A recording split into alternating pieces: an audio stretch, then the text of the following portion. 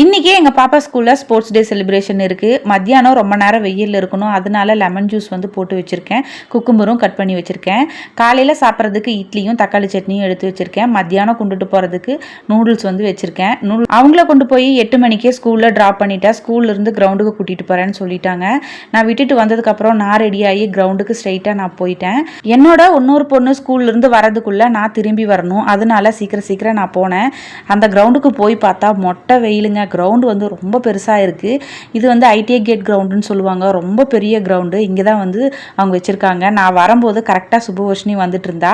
என்னோட இன்னொரு பொண்ணு டான்ஸும் வந்து அப்போ தான் வந்து ஸ்டார்ட் ஆச்சு. சுபவர்ஷினியோட கேமும் அப்போ தான் வந்து ஸ்டார்ட் ஆச்சு. வேகமாக ஓடி எப்படியோ ஜெயிச்சிட்டா. சுபவர்ஷினி, Kushika, Srinika. Congratulations girls. Let's give them a big round of applause.